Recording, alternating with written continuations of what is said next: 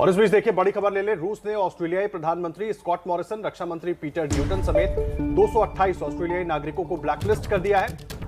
इसका मतलब यह हुआ कि ऑस्ट्रेलियाई प्रधानमंत्री समेत ब्लैकलिस्ट 228 नागरिक रूस में उनकी एंट्री बंद हो गई है। रूस ने यह कदम ऑस्ट्रेलिया द्वारा उस पर लगाए गए प्रतिबंधों के जवाब में लिया है। एक और बड़ी खबर आपको दे दें। संयुक्त राष्ट्र सुरक्षा परिषद से निकाले जाने के बाद अब रूस की मुश्किलें और ज्यादा बढ़ने वाली हैं। अमेरिकी राष्ट्रपति जो बाइडेन एक कानून बनाने जा रहे हैं जिसमें रूस और बेलारूस से तेल आयात पर बैन लग जाएगा। इसके अलावा इन दोनों देशों के साथ अमेरिका सभी व्यापारिक संबंध खत्म कर देगा। अमेरिका हर रोज रूस से करीब 8 मिलियन बैरल पेट्रोलियम का आयात करता है, जो उसके कुल तेल आयात का 7% है। तो एक और बड़ी खबर आपको इस वक्त दे दें। माइक्रोसॉफ्ट ने दावा किया है कि उसने अमेरिका, यूक्रेन और यूरोपीय यूनियन के सरकारी अकाउंट्स को हैक करने की रूसी मिलिट्री जासूसों की कोशिश नाकाम कर दी है। माइक्रोसॉफ्ट ने दावा किया है कि ये रूसी सैन्य हैकर्स थे जो इन देशों और संघों की कई सरकारी संस्थाओं, मीडिया हाउसों को निशाना बना रहे थे। और इस वक्त एक बड़ी खबर आपको श्रीलंका से बता दें। लगातार श्रीलंका आर्थिक संकट से जूझ रहा है और लगातार नए अपडेट्स देखिए सामने आ रहे हैं। आर्थिक संकट के बीच श्रीलंका का एक बड़ा कदम सामने आया है। आजादी के बाद आए सबसे बड़े आर्थिक संकट के बीच श्रीलंका ने सेंट्रल बैंक का नया गवर्नर नियुक्त किया है। नंदलाल वीरासिंघे श्रीलंका के सरकारी बैंक के नए गवर्नर बने हैं। बता दें कि गवर्नर ने इस्तीफा दे दिया था जब श्रीलंका में आर्थिक संकट जिस कदर दिख रहा है। उसके बाद कई अफसरों ने, कई अधिकारियों ने इस्तीफा दिया, गवर्नर ने भी इस्तीफा दिया था और अब एक नए गवर्नर की नियुक्ति की गई है। और उस बीच एक बड़ी खबर आपको बता दें। देखिए हरियाणा से बड़ी खबर है जहां पर सरकार ने प्राइवेट स्कूलों को आदेश दिया है कि वो किसी भी छात्र को किसी खास दुकान से किताब, कॉपी, ड्रेस या जूते खरीदने के लिए मजबूर नहीं कर सकता। अगर किसी स्कूल ने ऐसा किया तो उसके खिलाफ कड़ी कार्रवाई की जाएगी। हरियाणा सरकार ने यह बड़ा फैसला लिया है और साफ तौर पर कहा गया है कि कोई भी स्कूल छात्रों को, उनके अभिभावकों को इस बात के लिए मजबूर नहीं कर सकता कि वो किसी खास दुकान से किताबें और स्कूल ड्रेस वगैरह तमाम जरूरत सामान जो स्कूल के लिए होता है वो खरीदें।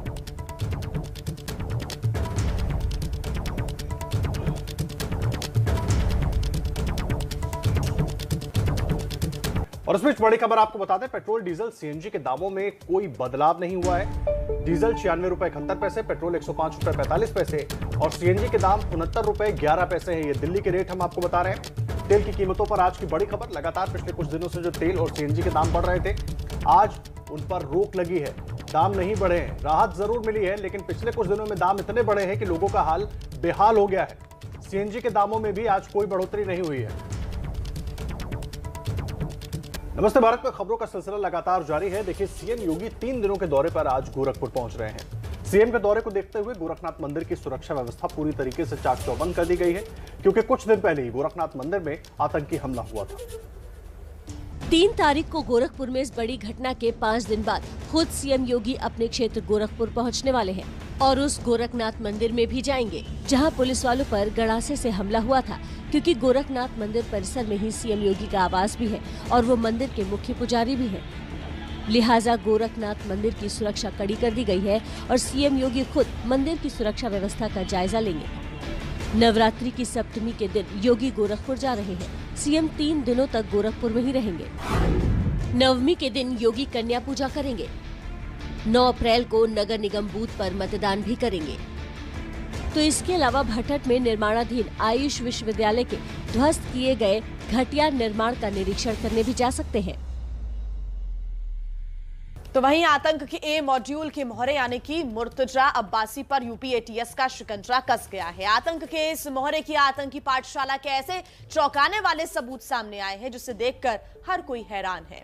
ये सबूत है गोरखनाथ मंदिर पर हमला करने वाले मुर्तजा अब्बासी के आईसिस कनेक्शन का। ये सबूत बता रहे हैं कि आखिर मुर्तजा के हाथ में गंडासा क्यों था और अपने गुनाह की सबसे बड़ी गवाही तो मुर्तजा अब्बासी ने खुद ही दी है। अब्बासी ने खुद बयान दिया है और कैमरे के सामने कबूल किया है कि उसने देश को चौंकाने वाली ऐसी वारदात को आखिर अंजाम क्यों दिया। जो भी चीज़ें बताई जा रही हैं हम उसको पूरी तरीके से वेरीफाई करेंगे और उसके बाद उसमें अग्रिम कार्रवाई की जाएगी।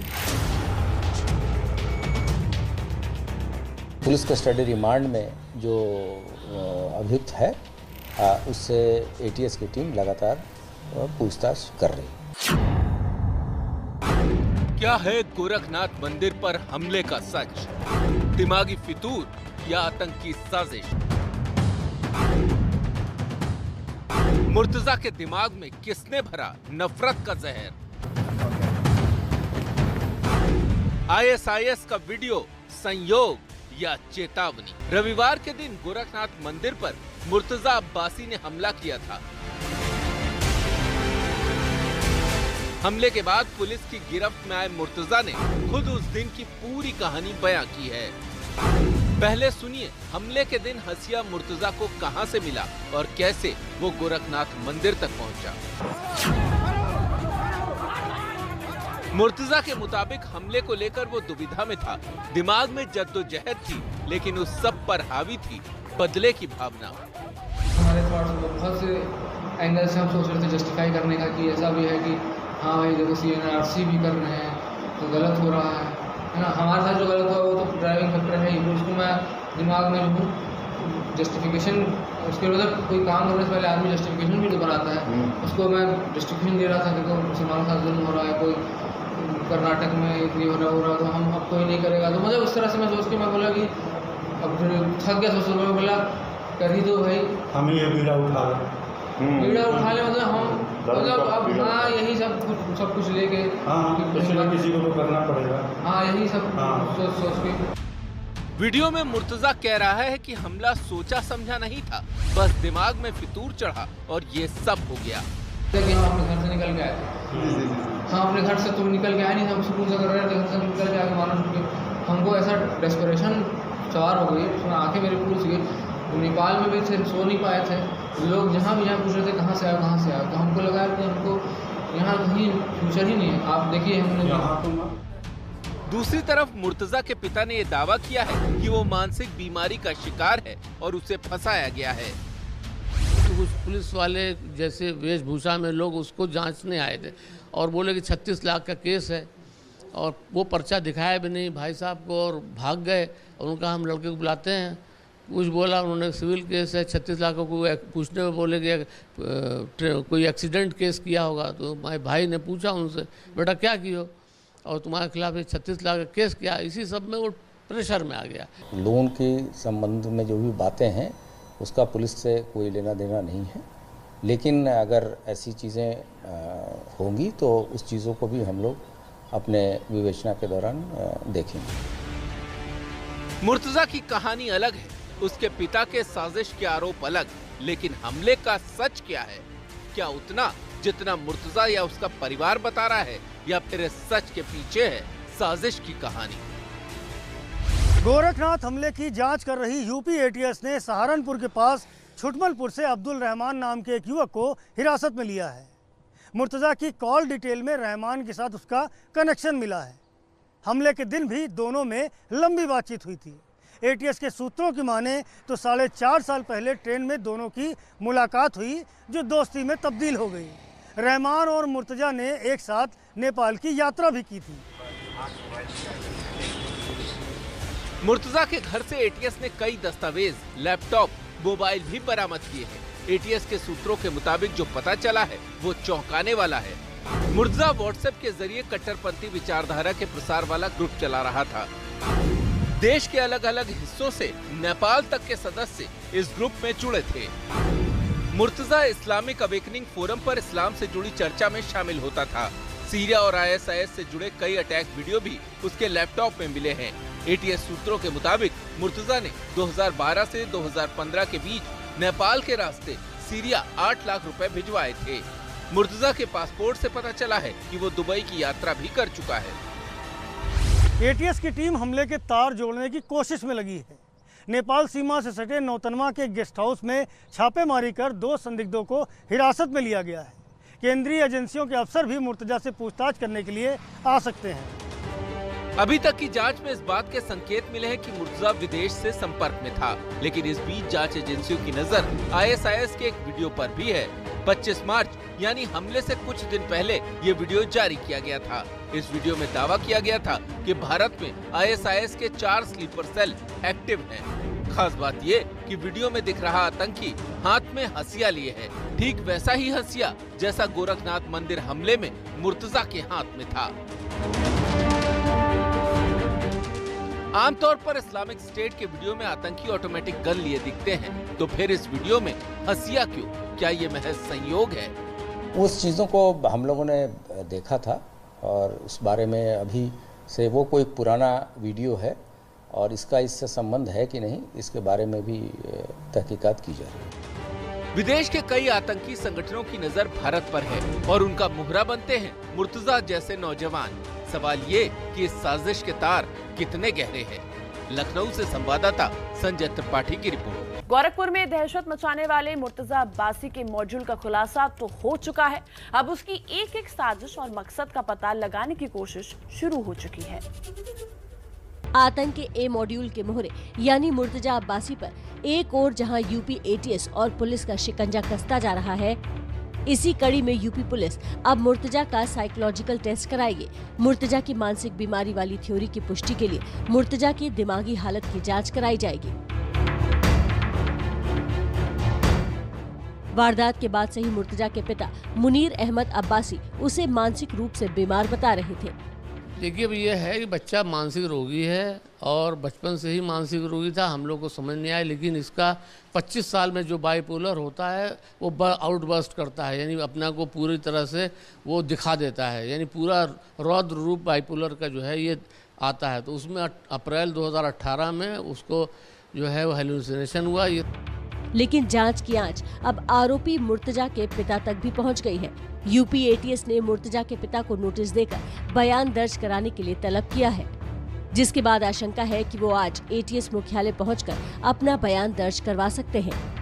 बात कर लेते हैं पाकिस्तान की। पाकिस्तान के सुप्रीम कोर्ट के फैसले से हालांकि ये तय तो हो गया है कि राजनीतिक तौर पर इमरान खान का खेल खत्म हो चुका है, लेकिन अब ये सवाल उठ रहा है कि आखिर इमरान अब क्या करेंगे, उनका अब आगे का रास्ता क्या होगा, क्या कदम उठाएंगे इमरान? अपनी सरकार के खिलाफ विपक्ष के अविश्वास प्रस्ताव को खारिज कराकर पाकिस्तान की संसद को भंग कराकर जल्दी चुनाव कराने के इमरान खान के मंसूबे कामयाब नहीं हुए। सुप्रीम कोर्ट से मुंह की खाने के बाद अब ऐसे में ये अटकलें लग रही हैं कि आखिर इमरान खान का अब क्या होगा। पाकिस्तान के सुप्रीम कोर्ट के फैसले के बाद एबीपी न्यूज से खास बातचीत में इमरान खान की पूर्व पत्नी रेहाम खान ने कहा कि इमरान अब विदेश भागने की तैयारी में है। पीटीआई क्योंकि पार्टी नहीं थी, उसका जनाजा निकला है और जो लोग उनको सपोर्ट कर रहे थे, आप देखेंगे वो कैसे नजरें फेरेंगे। तो इमरान के लिए तो बेहतर है कि वो मुल्क छोड़ दें। अटकलें कई तरह की हैं, लेकिन सुप्रीम कोर्ट से संसद बहाल किए जाने के बाद पाकिस्तान के पीएम इमरान खान ने सुबह 10:30 बजे अपनी कैबिनेट की बैठक बुलाई है। इमरान खान शाम को पाकिस्तान की जनता को संबोधित भी करेंगे, जिसका वक्त अभी तय नहीं है।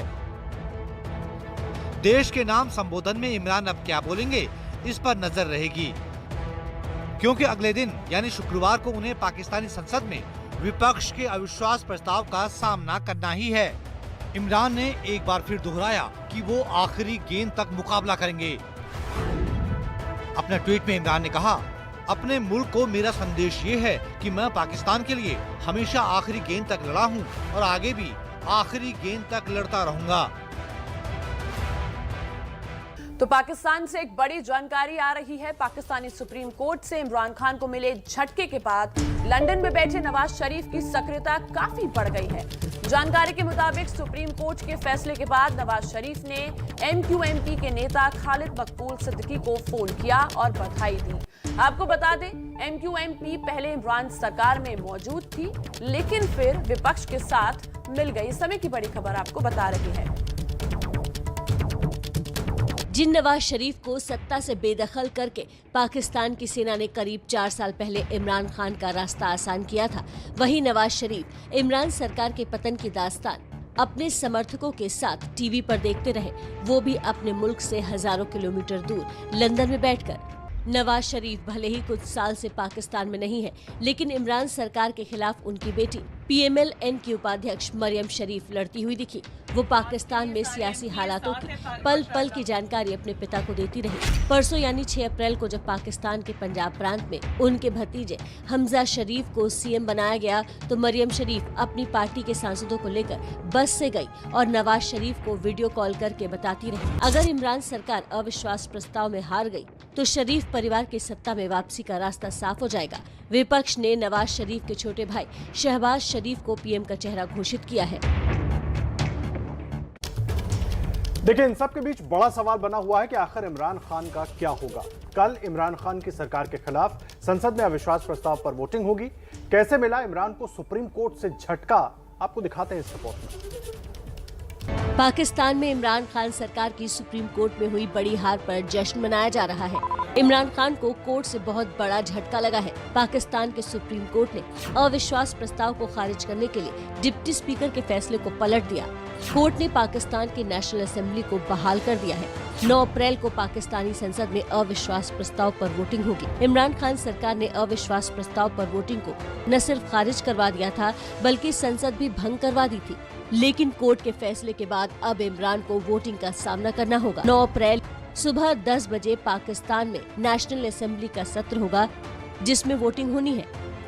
इस फैसले के बाद विपक्ष आज जश्न के मूड में है। संसद में इमरान सरकार अल्पमत में आ चुकी है, इसलिए माना जा रहा है कि अगर वोटिंग हुई तो इमरान सरकार की हार तय है। बड़ी खबर इस वक्त आपको बता दें, अमेरिका और नेटो सहयोगियों ने यूक्रेन को और आर्थिक हथियार देंगे। बड़ी खबर इस वक्त आपको बता रहे हैं, यूक्रेन की और भी ज्यादा मदद करने की तैयारी में यूरोपीय यूनियन और साथ ही नेटो के जो देश हैं, अब वो तैयारी कर रहे हैं। यूक्रेन को और हथियार देगा अमेरिका।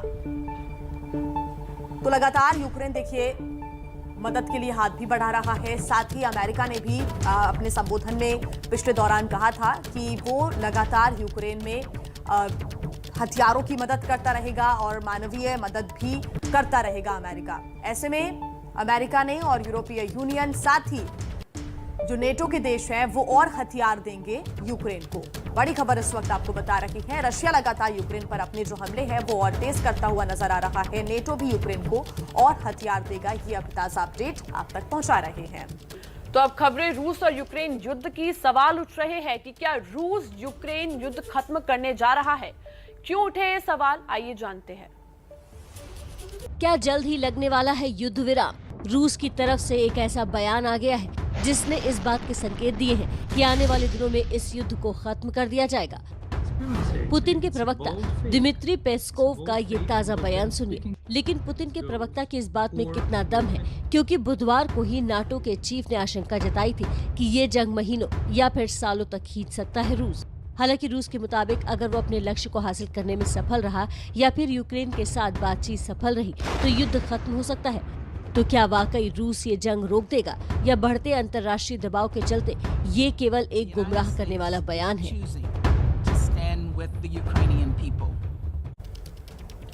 इन सब के बीच देखने वाली बात यह है कि रूस के रुख में जो नरमी आई है ये कब तक बनी रहेगी, ये सवालों के घेरे में है। लेकिन इस नरमी की वजह रही संयुक्त राष्ट्र सुरक्षा परिषद से रूस को बड़ा झटका मिला।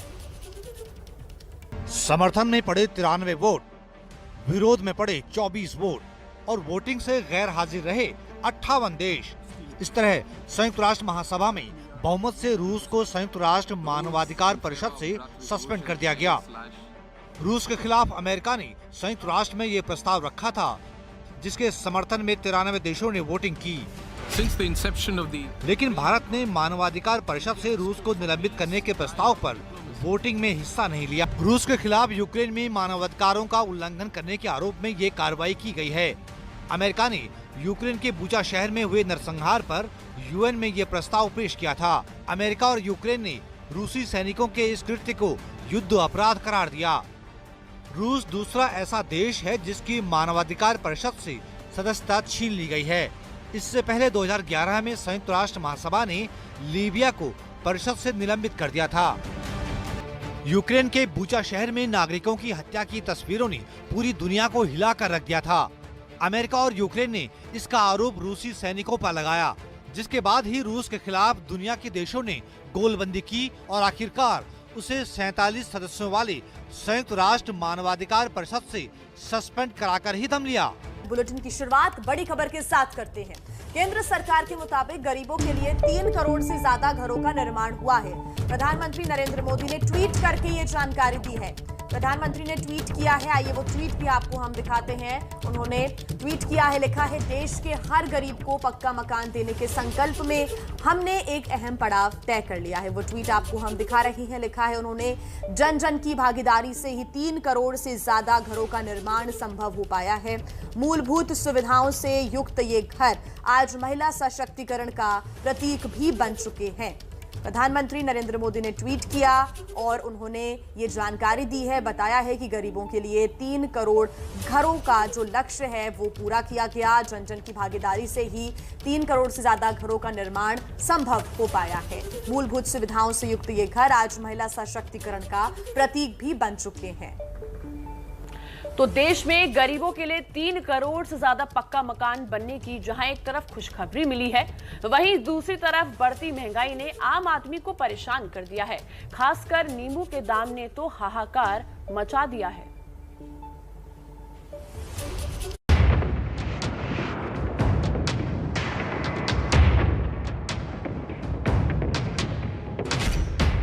₹100 किलो बिकने वाला नींबू 300 और 400 रुपए किलो के पार चला गया है। अभी और कहां जाएगा, अनुमान लगाना मुश्किल हो रहा है।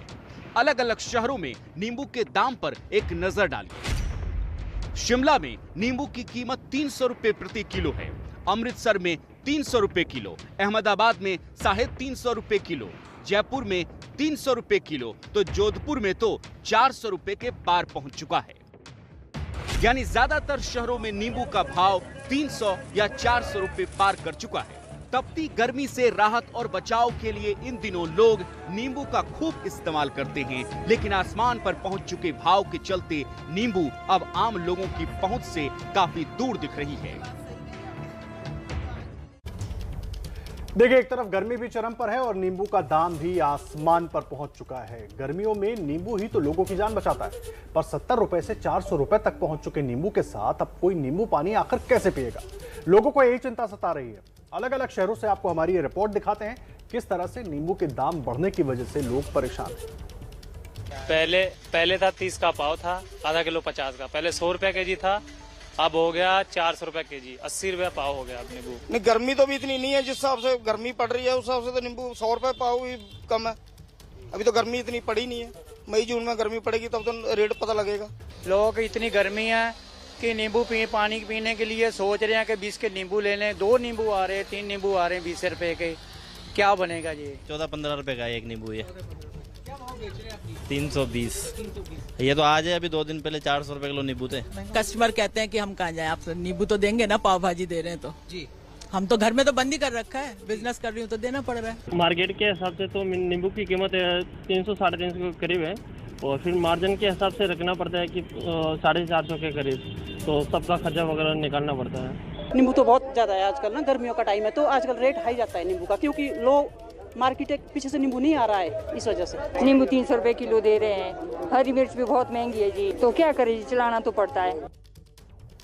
लोगों की परेशानी आपने देखी। देखिए, तेल गैस के लगातार बढ़ते दाम के चलते सब्जियों की कीमतों में जो तेजी आई है उसने घर का बजट बिगाड़ कर रख दिया है। घर चलाने वाली महिलाओं को परेशान कर दिया। उन महिलाओं का क्या कहना है, आइए सुनते हैं। 22 मार्च को पेट्रोल डीजल की कीमतों में शुरू हुई बढ़ोतरी 24 मार्च और 1 अप्रैल को छोड़कर लगातार जारी है और आम आदमी का बजट पूरी तरह बिगड़ गया है। मध्य प्रदेश, राजस्थान, गुजरात, ज्यादातर राज्यों में महंगाई से आम लोग त्रस्त हैं। लोगों के महीने का खर्च बढ़ गया है। अहमदाबाद के साबरमती इलाके में रहने वाली पुष्पा बघेला का कहना है कि पहले घर 10,000 रुपए में चल जाता था, लेकिन अब ये खर्च 22,000 रुपए पहुँच चुका है। पहले तो 10,000 में महीना आ जाता था, अब तो 25,000 में भी कम पड़ रहा है। पहले तो बचत भी कुछ होती थी, अब तो बचत भी नहीं होती है, और छोकरे की फी होती है, और तेल का भाव, गैस का भाव, नींबू का भाव, साग भाजी का भाव, कठोल का भाव, सब भाव आसमान पे चढ़ गए। खाए तो क्या खाए।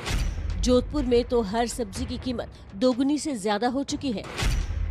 यहाँ भिंडी 120 रुपए किलो बिक रही है तो तोरी और लौकी भी 80 रुपए किलो है। शिमला मिर्च 150 रुपए किलो बिक रहा है तो हरा धनिया 170 रुपए किलो और टमाटर 80 रुपए किलो। जोधपुर में अपने बच्चों के साथ रहने वाली पूनम शेखावत ने बताया कि सब्जियां खाना और लाना तो जरूरी है, लेकिन जिस तरह सब्जियों की कीमतें बढ़ रही हैं, उससे रसोई का बजट बिगड़ गया है। भाव तेज होने के कारण उसका असर पूरा का पूरा हमारे बजट पर आया है। बजट को लेकर देखें तो सब्जियों के भाव के कारण बजट बहुत गड़बड़ाया हमारा। और हरी सब्जियां हैं जिनको आप 400-500 के भाव से लेकर आ सकते थे, वो सब्जी मेरे 1000-1500 रुपए में पड़ रही है। तो महिलाओं के बजट पर महंगाई का असर बंगाल तक दिख रहा है। कोलकाता में सब्जियों में दाम में बेतहाशा बढ़ोतरी हुई है। एक नींबू भी 10 रुपए से ज्यादा का पड़ रहा है। बाकी सब्जियों के भाव भी आसमान पर है और महिलाएं बजट को लेकर परेशान है। कोलकाता से देखिए मनोज्ञा लोईवाल की ये रिपोर्ट। इसी जमाने में नींबू को नजर उतारने के लिए इस्तेमाल किया जाता था, लेकिन ऐसा लग रहा है जैसे सब्जियों में नींबू को ही नजर लग गई है। यकीन मानिए, कोलकाता में 10 रुपए का एक नींबू बिक रहा है और इसे जो नजर लगी है उसे ये नहीं समझ पा रहे हैं न दुकानदार न ही खरीदने वाले कि आखिरकार हुआ क्या है। भैया, नींबू का दाम कितना हो गया है और अभी कितने? नींबू का दाम अभी 10 रुपये पीस हुआ है। अभी तक इतना तो कभी नहीं हुआ था। अभी देखिए, हर चीज़ में तेल में डिपेंड रहता है। तेल का दाम बढ़ जाता है, नींबू आमदनी कम है, मुसलमान लोग को रोजा चल रहा है, इसलिए ज़्यादा दाम हो रहा है। महंगाई की मार तो वो भी झेल रहे हैं जो खरीदने निकलते हैं। सर, आप सब्जी लेने निकले थे, मैंने देखा 500 रुपए का बजट था, हुआ क्या कुछ? 1300 रुपए लगे। 500 का बजट था, I thought it will be done, 500 में हो जाएगा, 1300 का बिल आया। सो दाम तो बहुत ज़्यादा बढ़ ही गए हैं। अगर हेल्दी खाना है, सैलेड खाना है तो बहुत ज़्यादा महंगा है, हर चीज़ बढ़ गई है। लेट्यूस पत्ता का दाम 80 रुपीज़, तो इट्स अ बहुत बड़ा प्रॉब्लम है। मैम, आप यहाँ सब्जी खरीदती हैं, दाम कितने रहते हैं? पहले बजट और अभी के बजट में क्या अंतर आ गया है? बहुत ज़्यादा ही अंतर आ चुके हैं, क्योंकि पहले बाज़ार करने जब आते थे तो पैसा जितना लगता था उससे बैग थोड़ा मतलब बड़ा होता था, पर अभी जो हालत है उसमें बैग छोटा आता है पर पैसा ज़्यादा लाना पड़ता है। पश्चिम बंगाल सरकार में मुख्यमंत्री ममता बनर्जी ने आज ही बैठक भी बुलाई है कि आखिरकार सब्जियों के बढ़ते दाम को कैसे काबू किया जा सके और बाकी सारे सामान जिसका दाम बढ़ रहा है उस पर भी। लेकिन दिलचस्प होगा देखना कि आखिरकार जनता के लिए, क्योंकि आम आदमी की पॉकेट पर जो असर पड़ रहा है उस पर ये असर कब तक पड़ेगा। फिलहाल नींबू को लगी नज़र को उतरने का इंतजार जरूर है। कैमरा पर्सन सूरज पांडे के साथ मनोज्ञा लोईवाल, कोलकाता, एबीपी न्यूज। देखिए, जहां बढ़ते दामों से जनता परेशान है, वहीं महंगाई के इस मुद्दे पर अब पूरा विपक्ष केंद्र सरकार के खिलाफ लामबंद दिख रहा है। सब बीजेपी पर वार कर रहे हैं। कांग्रेस तो रोजाना अलग अलग शहरों में प्रदर्शन कर रही है।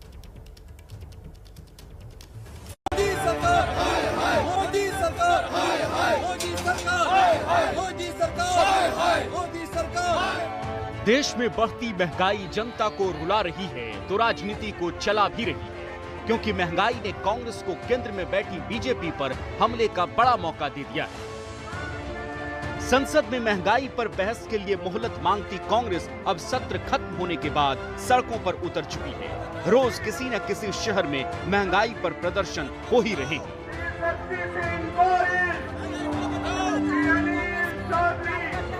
कल दिल्ली और जम्मू में कांग्रेस कार्यकर्ताओं ने प्रदर्शन किया। सिर पर गैस सिलेंडर और गले में महंगी हुई चीजों की माला पहनकर कार्यकर्ताओं ने विरोध जताया। कांग्रेस अच्छे दिन वाले नारे के सहारे बीजेपी पर तंज भी कस रही है। बढ़ती महंगाई को लेकर दिल्ली कांग्रेस ने महंगाई मुक्त भारत अभियान के बैनर तले दिल्ली के जंतर मंतर पर जोरदार प्रदर्शन किया, जिसमें कांग्रेस के कार्यकर्ता बड़ी संख्या में मौजूद रहे तो दिल्ली कांग्रेस के नेता भी शामिल थे। ऐसा ही प्रदर्शन जम्मू में भी देखने को मिला। बढ़ती महंगाई का असर माता वैष्णो देवी के दर्शन को पहुंच रहे भक्तों की जेब पर भी पड़ रहा है। लिहाजा जम्मू में बढ़ती महंगाई के मुद्दे पर कांग्रेस ने केंद्र सरकार के खिलाफ प्रदर्शन किया। यूपी के बाराबंकी से वैष्णो देवी के दर्शन के लिए पहुंचे संजीत का कहना है कि यात्रा का खर्च इस बार 30% तक बढ़ गया है। अक्टूबर 2018 में आए थे तो तब से और अब बजट में काफ़ी फ़र्क पड़ा है। जैसे जैसे मतलब कि अभी बजट आया है तो इधर पेट्रोल डीजल सबके दाम बढ़े हैं, तो इधर टैक्सी का भी और बस का चार्जेस भी बढ़ा है, काफ़ी बढ़ा है। जैसे हम लोग पहले आए थे तो 70 रुपये था यहाँ जम्मू तवी से कटरा का, अभी 100 रुपये या 110 रुपये ऐसे हुआ है। तो जैसे जैसे महंगाई बढ़ रही है वैसे वैसे चार्जेस बढ़ रहे हैं, तो इन सब चीज़ों में बढ़ोतरी हुई है। खाने पीने में बढ़ोतरी हुई है, होटल का चार्जेस बढ़ा है और रेंट जो हम लोग होटल जहाँ रह रहे हैं उसका भी चार्जेस बढ़ा है। जम्मू कांग्रेस का आरोप है कि केंद्र सरकार बेलगाम होती महंगाई पर काबू पाने में नाकाम हो रही है। ये तो जनता विरोधी सरकार पहले से पिछले 50 साल से मानी जाती है, क्योंकि ये लालू की सरकार है। आज भी जिस तरह से ये देश के 125 करोड़ जनता को लूट रही है, गरीब लोगों को लूट रही है, मात्र 4-5 लोगों के जेबों को भरने के लिए, अडानीज और अंबानीज को, क्योंकि वहां से इनको देश की अफरा तफरी के लिए मोटी रकम मिलती है। और संसद का बजट सत्र तो खत्म हो गया, लेकिन महंगाई पर बहस की विपक्ष की मांग को नहीं सुना गया। लिहाजा अब विपक्ष सरकार पर और ज्यादा हमलावर हो गया है।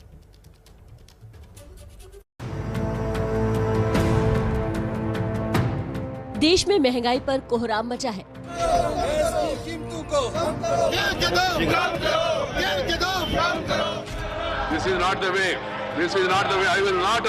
संसद में भी विपक्ष इस पर बहस की मांग करता रहा, लेकिन कल बजट सत्र खत्म हो गया पर महंगाई पर कोई बहस नहीं हो पाई, मौका ही नहीं दिया गया। इससे विपक्ष नाराज है तो सरकार की अपनी दलील है। और बार बार हम लोग ये गुहार लगाते आ रहे थे कि भाई सदन के अंदर आम लोगों की तो मुद्दा उठाना चाहिए। ये विषय को लेके हम चर्चा मांग रहे थे सरकार को, और रोजाना हम गुहार लगा देते कि इस तरीके की अब बहाना बना के आम लोगों के लिए तकलीफ न पैदा करो। टीएमसी भी लगातार महंगाई पर मुखर होकर बोल रही है। कल कोलकाता में इसी मुद्दे पर सीएम ममता बनर्जी ने बड़ी बैठक की थी, तो दिल्ली में पार्टी के सांसद मोर्चा संभाले हैं। संसद परिसर में टीएमसी सांसदों ने आलू और प्याज की माला पहनकर महंगाई के खिलाफ प्रदर्शन भी किया। यूक्रेन का विषय पर जब चर्चा हुआ, वो तो नहीं कहा कि यूक्रेन और रूस के लिए हमारे पेट्रोल का भाव वृद्धि होता है। ये विषय प्रधानमंत्री को खुद आके देशवासियों को एक बार बोलना चाहिए। ये सारे देशवासियों को तकलीफ होते हैं और सारे देशवासियों का मांग है। जाहिर है महंगाई पर पॉलिटिक्स फुल चल रही है। इस बीच राजस्थान के सीएम अशोक गहलोत ने ट्वीट कर सीधे मोदी सरकार पर भारत को श्रीलंका की दिशा में ले जाने का आरोप लगा दिया। गहलोत ने ट्विटर पर लिखा कि श्रीलंका में आज लोगों के पास खाना नहीं है, क्योंकि वहां भी राष्ट्रवाद और अल्पसंख्यक विरोध के नाम पर ध्यान भटकाया गया। इसी दिशा में भारत को ले जाने की कोशिश कर रही है मोदी सरकार। तो महंगाई ने घर का बजट तो बिगाड़ ही दिया है, लेकिन बजट को लेकर आप पर कोई और बम फूटेगा या फिर राहत मिलेगी? आरबीआई आज क्या बड़ा ऐलान कर सकता है, दिखाते हैं आपको इस रिपोर्ट में।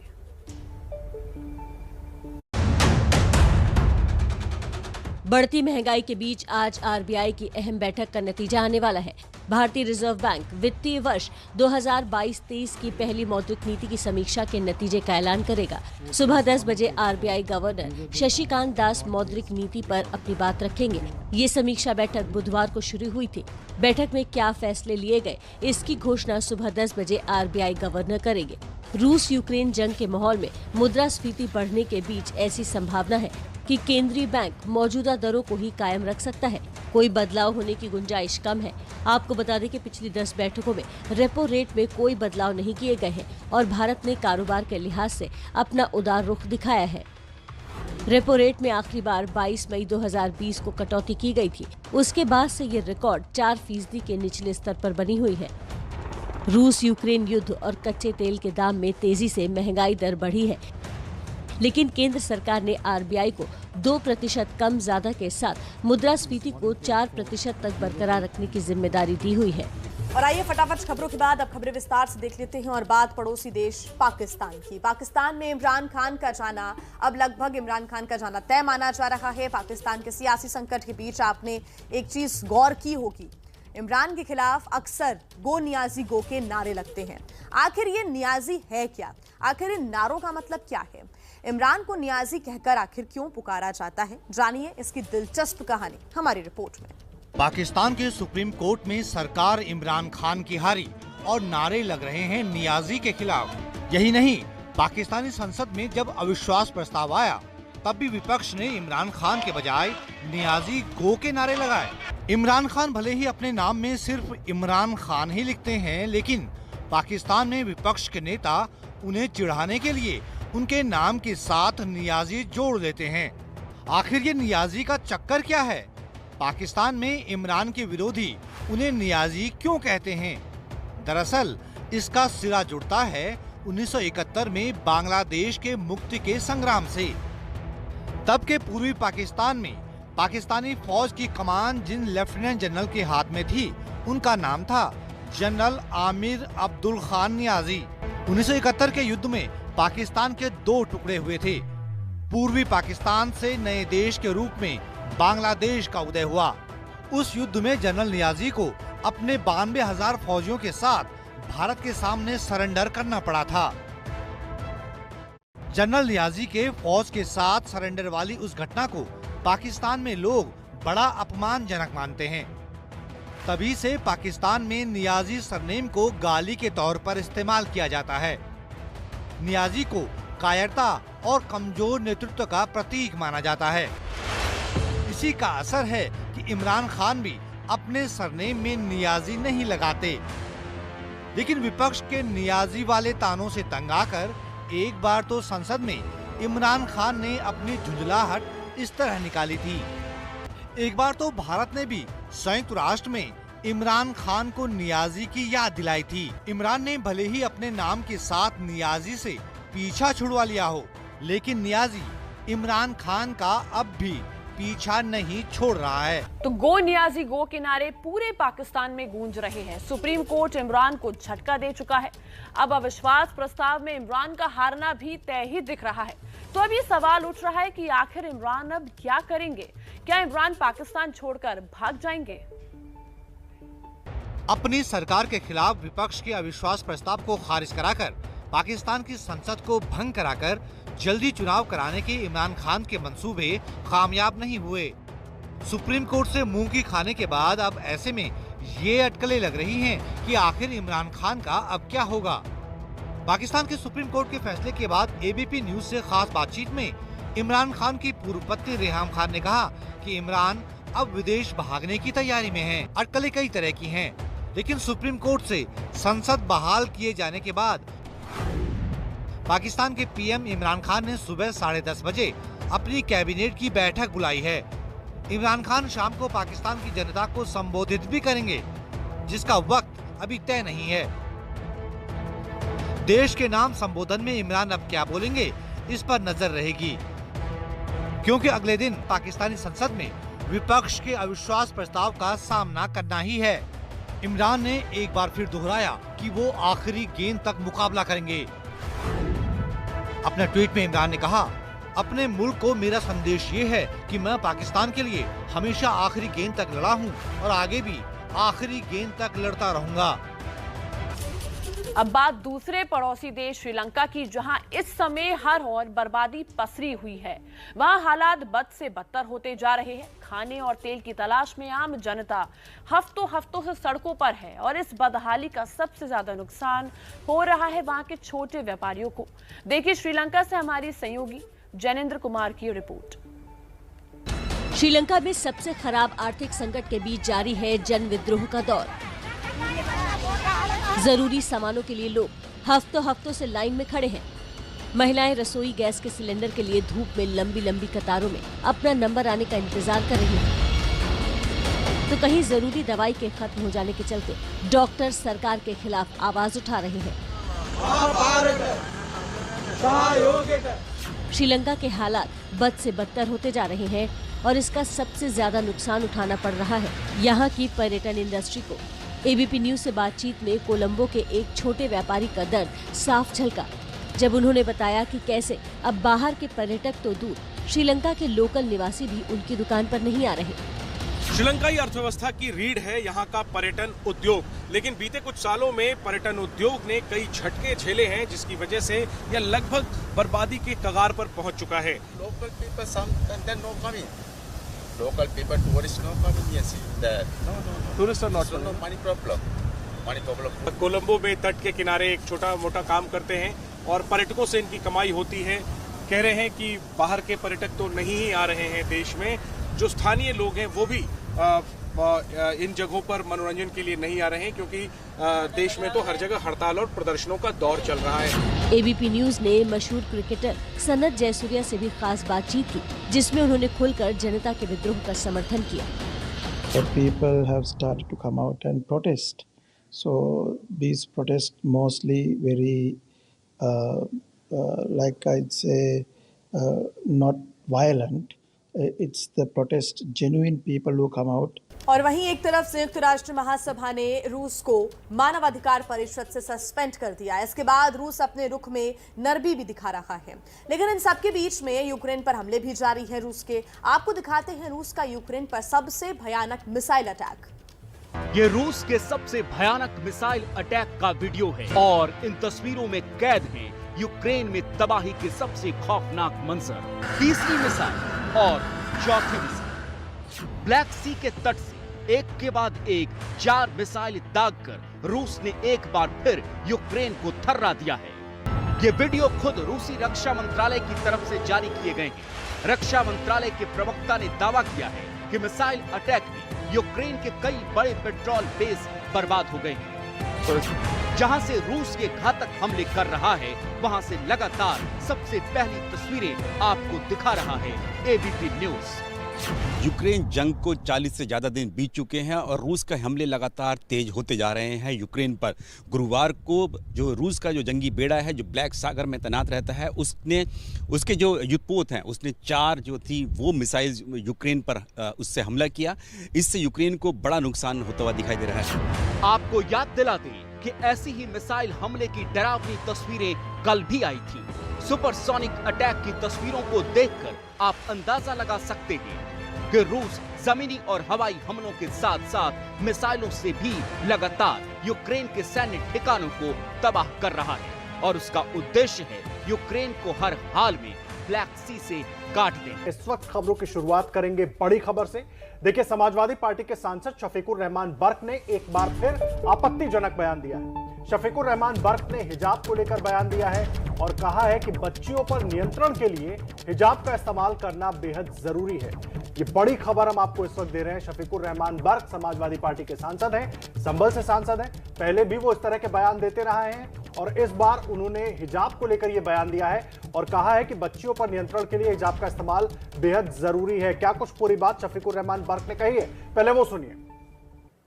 इस्लाम मना करता है कि जब बच्ची बड़ी होने लगे, जवान होने लगे, तो उसको हिजाब में रहना चाहिए। इसलिए हिजाब ज़रूरी है कि बच्ची भी अपने कंट्रोल में रहे और हालात भी न बिगड़े, दूसरे लोग उस पर बुरी नज़र न डालें। तो देखिए, बड़ी खबर इस वक्त हम आपको बता रहे हैं। आप सुन रहे थे समाजवादी पार्टी के सांसद शफीकुर रहमान बर्क को और किस तरह से उन्होंने ये बयान दिया है हिजाब को लेकर। उन्होंने कहा है कि बच्चियों पर नियंत्रण के लिए हिजाब बेहद जरूरी है। हिजाब को लेकर लगातार पिछले कुछ समय से चर्चा होती रही है, विवाद भी हुआ है, लेकिन अब इस तरह का बयान, इसके क्या मायने निकाले जाएं, इस पर बात करने के लिए हमारे साथ बीजेपी के प्रदेश प्रवक्ता राकेश त्रिपाठी फोन लाइन पर जुड़ गए हैं। राकेश जी, बहुत स्वागत है आपका। शफीकुर रहमान बर्क साहब कह रहे हैं कि बच्चियों पर नियंत्रण के लिए हिजाब बहुत जरूरी है। आखिर ये कैसी व्याख्या है हिजाब की? देखिए, बहुत दकियानुसी सोच है, यही संकीर्ण मानसिकता है और इसी दकियानुसी सोच और संकीर्ण मानसिकता के कारण ही इस प्रकार की घटनाएं कई बार निकल कर आती हैं, जिससे व्यक्ति शर्मसार होता है। मैं मानता हूं कि जब प्रोग्रेसिव समाज तेजी से आगे बढ़ रहा है, जब लड़कियां विमान उड़ा रही हैं, वैमानिकी के क्षेत्र में, शोध के क्षेत्र में, कोई ऐसा क्षेत्र नहीं है जिसमें लड़कियों ने झंडे न बुलंद कर दिए हो और पुरुषों को कई बार पीछे न छोड़ दिया हो। ऐसी स्थिति में इस प्रकार की दकियानुसी सोच जब लेकर के कोई सामने आता है तो उसका पुरजोर तरीके से विरोध होना चाहिए और विशेष करके उस समाज से विरोध होना चाहिए जिस समाज की नुमाइंदगी करने का दावा करते हैं। शफीकुर रहमान बर्क हो या एसटी हसन हो या समाजवादी पार्टी के ऐसे कई नेता हो जो कठपुतलों के दबाव में जानबूझ करके इस प्रकार की भाषा का प्रयोग करते हैं जो पूरे समाज को अंधकार में ढकेलने के लिए होता है। ऐसी बातों का हम बहुत कठोरता से निंदा करते हैं, पुरजोर विरोध करते हैं। बेटी पढ़ाओ बेटी बचाओ इस नारे के साथ जो हम आगे लेकर के बढ़े हैं, जिसमें लगातार बेटियां झंडे गाड़ने का काम कर रही हैं, ऐसे में इस तरह की दकियानुसी सोच उनके मनोबल को तोड़ने का। राकेश त्रिपाठी जी, एक तरफ जहां बेटियां एयरक्राफ्ट चला रही हैं और साथ ही 21वीं सदी की बात करें तो सभी को कुछ भी पहनने का अधिकार है, लेकिन आप ही के पार्टी के कई ऐसे नेता हैं जिन्होंने पिछले दिनों कुछ बयान भी दिए हैं, हालांकि कई बार आप लोगों ने उससे किनारा भी कर लिया है। शफीकुर रहमान की ही अगर हम बात करें तो पिछले दिनों उन्होंने शादी की जो उम्र सीमा है उस पर भी कमेंट किया था। हालांकि ये दकियानूसी सोच आप बता रहे हैं, लेकिन राकेश त्रिपाठी जी, उस पर भी शफीकुर रहमान बर्क का तंज आप कैसे देखते हैं? उस पर भी जो बयान सामने आया था, शादी की उम्र सीमा हो, दूसरे जो बयान हो, हमारा राइट है जो हिजाब है, वो भी ये कहते हुए नजर आए थे। इस पर आपका क्या तर्क? देखिए, कुरान की जो लोग व्याख्या करते हैं, जो कुरान के जानकार लोग हैं, जो इस्लाम के जानकार लोग हैं, वो व्याख्या करते हैं और कहते हैं कि कुरान में स्त्री को ऊंचा और पाक दर्जा दिया गया है। लेकिन न जाने क्यों कुछ लोग इस प्रकार की नुमाइंदगी करने वाले, जो अपने आप को धर्मगुरु कहते हैं, जो अपने आप को मुफ्ती मौलवी कहते हैं, मुल्ला कहते हैं, या जो इस कौम की नुमाइंदगी करने का दावा करते हैं, वो लोग जानबूझ करके ऐसी व्याख्या करते हैं जिसमें महिलाओं को पर्दे में रखने के लिए, महिलाओं के लिए अवसर की समानता न उपस्थित होने पाए, उनको पीछे ढकेला जाए, इस तरह की बातें करते हैं। मैं मानता हूं ये कहीं ना कहीं मजहब की आप जब सबसे बड़ी पुस्तक का जिक्र करके कहते हैं, धर्म ग्रंथ का जिक्र करके कहते हैं कि वहां तो ऊंचा और पाक दर्जा दिया गया है, लेकिन व्यवहार में जब लागू करना होता है तो आप बिल्कुल विपरीत हो जाते हैं। ये इस बात का प्रतिकार होना चाहिए, इस बात का प्रतिरोध दर्ज कराया जाना चाहिए। और हम भारतीय जनता पार्टी इस बात की कठोरता से निंदा करती है। हम मानते हैं कि समाज में जब तक महिलाएं सशक्त नहीं होंगी, कोई भी समाज उन्नत नहीं हो सकता है। देश के आगे बढ़ने के लिए जरूरी है कि महिलाओं को समानता से अवसर मिले, उनको हर तरह की वो सुविधा मिले जिससे वो आगे बढ़ सकें, पुष्पित पल्लवित हो सकें। इस तरह की भाषा का जब प्रयोग शफीकुर रहमान बर्क जैसे लोग करते हैं तो इनकी पार्टी के मुखिया अखिलेश यादव जी पर भी सवाल खड़े होते हैं कि अखिलेश यादव ऐसे बयानों पर क्यों नहीं रोक लगाते हैं, क्यों कार्रवाई नहीं करते? बिल्कुल देखना होगा कि उनकी पार्टी के ही नेताओं का आगे क्या प्रतिक्रिया सामने आती है, क्या बयान आता है। राकेश त्रिपाठी जी, बहुत धन्यवाद आपका हमारे साथ जुड़ने के लिए। एक और बड़ी खबर आपको बता दें, गोरखपुर हमले से जुड़ी हुई ये बड़ी खबर है। गोरखपुर हमले के आरोपी मुर्तजा ने पूछताछ में एक बड़ा खुलासा किया है। यूपी एटीएस के सूत्रों के अनुसार मुर्तजा आईएसआईएस की विचारधारा से बेहद प्रभावित था और सूत्रों के अनुसार मुर्तजा आईएसआईएस में भर्ती भी होना चाहता था। कल जो वीडियो भी सामने आया था मुर्तजा का, जिसमें उन्होंने कई बातें कैमरे के सामने कबूल भी की थी। संजय त्रिपाठी हमारे साथ जुड़ गए हैं फोन लाइन पर। संजय, यूपी एटीएस के सूत्रों के हवाले से खबर मिल रही, मुर्तजा ने कई बातों को कबूल किया है और ये भी माना जा रहा है कि आईएसआईएस से भी वो कहीं ना कहीं इंस्पायर था। बिल्कुल, देखिए, जिस तरह से कल कबूलनामा एबीपी न्यूज ने दिखाया था मुर्तजा का, उसमें साफ तौर पर उसका ये कहना था कि वो कई ऐसी घटनाओं से उसको निराशा है जहां पर उसको लगता है कि मुसलमानों को उत्पीड़न हो रहा, मुसलमानों पर अत्याचार हो रहा, और इसी मानसिकता के साथ वो लगातार आईएसआईएस के और जाकिर नाइक के ऐसे तमाम आतंकी संगठनों के विचारधारा से जुड़े हुए वीडियो भी देखता था, और यही कट्टरपंथ कहीं ना कहीं उसके मन मस्तिष्क में भी आ चुका था। और इसी के नाते एटीएस ये भी खुलासा कर चुकी है पहले भी कि उसने आईएसआईएस को फंडिंग भी की थी। जांच लगातार जारी है, खुलासे रोज नए हो रहे हैं, और अब इसी कड़ी में ये पता चला है कि जिस तरह से आईएसआईएस में लड़ाई छिड़ी हुई थी, तो वो भी आईएसआईएस का लड़ाका बनना चाहता था। सीरिया जाने की उसकी तमन्ना थी, लेकिन बहरहाल पूरी नहीं हो सकी, और इस तरह से वो लगातार आईएसआईएस को सपोर्ट करता। जो उसके बूते में था, फंडिंग करना उसके उसमें था, तो उसने पैसे भेजे वहां पर। साथ ही साथ कई जो व्हाट्सएप ग्रुप उसने बना रखे थे, जिनमें मेंबर भी था, कुछ में एडमिन भी था, उन ग्रुप्स पर लगातार आईएसआईएस जुड़ी हुई सूचनाएं अपडेट करता था, बताता था कि किस तरह से पूरे विश्व में मुसलमानों के साथ में अत्याचार हो रहा है। तो ये कुल मिलाकर की जो उसकी कट्टरपंथी विचारधारा थी, वो अब निकल कर सामने आ रही है। एटीएस लगातार पूछताछ कर रही है, उससे मिले इनपुट्स के आधार पर लगातार कार्रवाई भी हो रही है। जी ठीक संजय, बहुत धन्यवाद आपका जानकारी के लिए। हालांकि साइकोलॉजिकल टेस्ट भी होगा मुर्तजा का, उसके बाद क्या खुलासे होते हैं इस पर हमारी नजर रहेगी। बिल्कुल, और गोरखपुर में हमला करने वाले मुर्तजा को मानसिक रूप से बीमार बताया गया था। माना जा रहा था कि मुर्तजा को बचाने के लिए गढ़ा गया तर्क था, क्योंकि उसकी पूर्व पत्नी ने इसे खारिज कर दिया था। अब पुलिस मनोवैज्ञानिक जांच कर मुर्तजा का सच सामने लाएगी। आतंक के ए मॉड्यूल के मोहरे यानी मुर्तजा अब्बासी पर एक और जहां यूपी एटीएस और पुलिस का शिकंजा कसता जा रहा है, इसी कड़ी में यूपी पुलिस अब मुर्तजा का साइकोलॉजिकल टेस्ट कराएगी। मुर्तजा की मानसिक बीमारी वाली थ्योरी की पुष्टि के लिए मुर्तजा की दिमागी हालत की जांच कराई जाएगी। वारदात के बाद से ही मुर्तजा के पिता मुनीर अहमद अब्बासी उसे मानसिक रूप से बीमार बता रहे थे। देखिए, अब ये है कि बच्चा मानसिक रोगी है और बचपन से ही मानसिक रोगी था, हम लोग को समझ नहीं आया। लेकिन इसका 25 साल में जो बाइपोलर होता है वो आउटबर्स्ट करता है, यानी अपना को पूरी तरह से वो दिखा देता है, यानी पूरा रौद्र रूप बाइपोलर का जो है ये आता है। तो उसमें अप्रैल 2018 में उसको जो है वो हेलुसिनेशन हुआ। ये लेकिन जांच की आंच अब आरोपी मुर्तजा के पिता तक भी पहुंच गई है। यूपी एटीएस ने मुर्तजा के पिता को नोटिस देकर बयान दर्ज कराने के लिए तलब किया है, जिसके बाद आशंका है कि वो आज एटीएस मुख्यालय पहुंचकर अपना बयान दर्ज करवा सकते हैं। और अब एक ऐसी खबर जो आपको सोचने पर भी मजबूर कर देगी और साथ ही साथ पूरे सिस्टम पर भी सवाल उठाएगी। तस्वीरें आपको मुंबई की दिखाते हैं और खबर है पानी की किल्लत की। जान जोखिम में डालकर ट्रेन के नीचे से गुजरते इन स्कूली बच्चों को देखिए।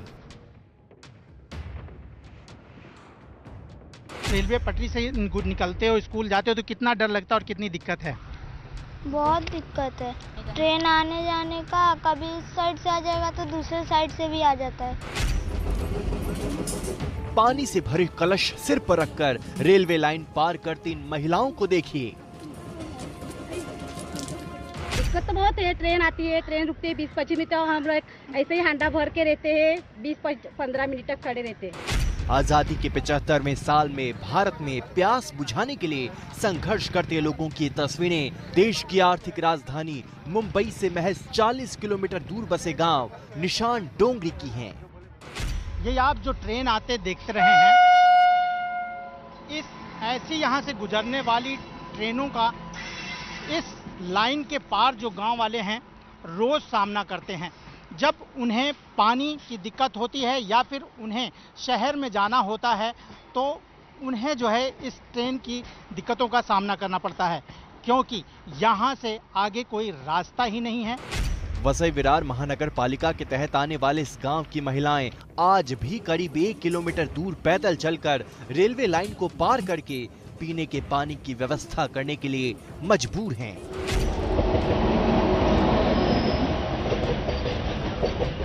हालांकि जब ट्रेन पटरी से गुजरती है तो इन महिलाओं को लंबा इंतजार भी करना पड़ता है। ये जो पानी और रास्ता दोनों आप लोगों के गांव तक नहीं है, कितना जो है खतरा है इससे? वो तो खतरा बहुत है, सब लोग देखते आ रहे हैं, हमको भी बहुत खतरा लगता है। पटरी भी से आते हैं, ट्रेन रुकती है तो आधा घंटा ऐसे ही खड़ा रहना पड़ता है, फिर सर में दर्द होता है और दिन में 6-7 फेरी करता है पानी का, तभी पानी भरता है, नहाने के लिए, पीने के लिए, सभी पानी हमारे लिए। बहुत तकलीफ होता है ना, 60 साल हो गए मेरे को पानी भरने को। इसी तरह से पानी भर रही हैं? हाँ। यहाँ तक कि बच्चों को स्कूल जाने के लिए रेलवे ट्रैक पार करते हुए देखने का एहसास तो रूह कपा देने वाला है। जान खतरे में डालकर बच्चे रोज इसी तरह स्कूल आते जाते हैं। हम लोग को पढ़ना है तो नीचे से ही जाना पड़ता है। तो आपको डर नहीं लगता है? लगता है। फिर और जब स्कूल लेट पहुंचती हो, ट्रेन खड़ी रहती है, तब दिक्कत क्या होती है? तो टीचर हम लोग को डांटती है। मैं भी तो इधर ही पढ़ा हूँ, ऐसे ही पटरी से जा के ही पढ़ा हूँ। मेरे को 40 साल हो गए। अभी हम लोग के बच्चे लोग को भी वही तकलीफ है। हम लोग तो निकाले 40 साल कैसे, अभी बच्चे लोग को भी वही तकलीफ है। गांव वाले पिछले 40 साल से सड़क और पानी की समस्या को लेकर प्रशासन से गुहार लगा रहे हैं, लेकिन अब तक कोई सुनवाई नहीं हुई। यहाँ ग्राम पंचायत है, ग्राम पंचायत इधर कुछ नहीं करते सर, कुछ नहीं। पानी का इधर कुछ कोई आता है, चालू करते हैं पानी, उसके बाद उन लोग भरते हैं और जो पानी पट्टी वाले हैं वही सिर्फ भरेंगे, जो विदाउट पानी पट्टी है उनका डब्बा उठा के फेंक देते हैं। 8 ही बजे से हम लोग है, पानी नहीं मिलता है इतना। देखो डब्बा कितना पानी नहीं मिलता है, 2 डब्बा 3 डब्बा नहीं, वो भी नहीं मिलता है। हम लोग खरीद पानी पीते, बिल्कुल पानी हम लोग 5 साल से है, 5 साल से बिल्कुल पानी नहीं है हमारे यहाँ। पानी तो उन बुनियादी सुविधाओं में से एक है जो जनता से वोट मांगने का मुद्दा भी बनता है। वहीं अगर प्यास बुझाने के लिए भी लोगों को जान जोखिम में डालनी पड़े तो जनता किससे आस लगाएगी?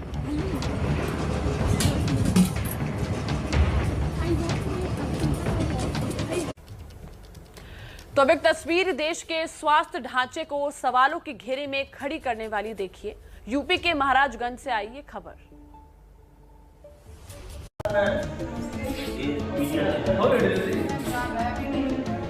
ये लाइट का क्या है मैम? देश की आजादी के 75वें साल में भी ऐसी तस्वीरें हैरान करती हैं।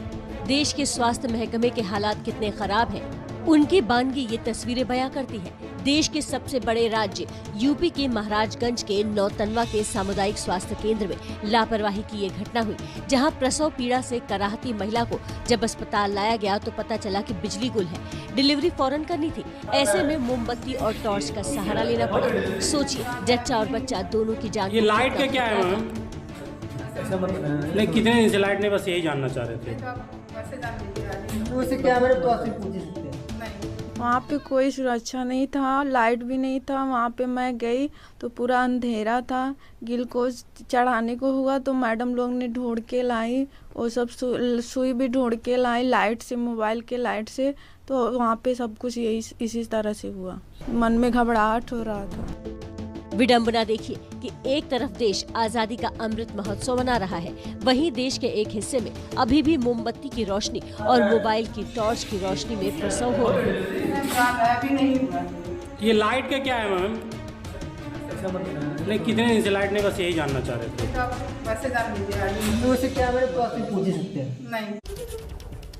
और अब बारी है नमस्ते भारत में आज के कार्टून की। सीधे चलते हैं मशहूर कार्टूनिस्ट इरफान के पास, देखते हैं आज क्या किया है उन्होंने व्यंग।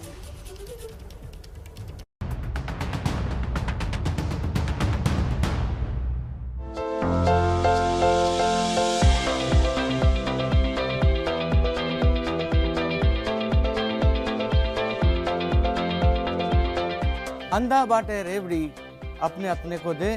सुना है कि इमरान खान अब देख देख कर टिकट देंगे।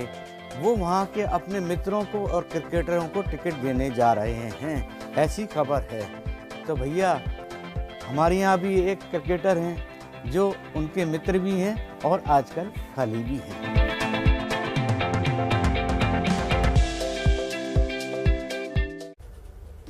और इसी के साथ नमस्ते भारत के आज के सफर में फिलहाल इतना ही।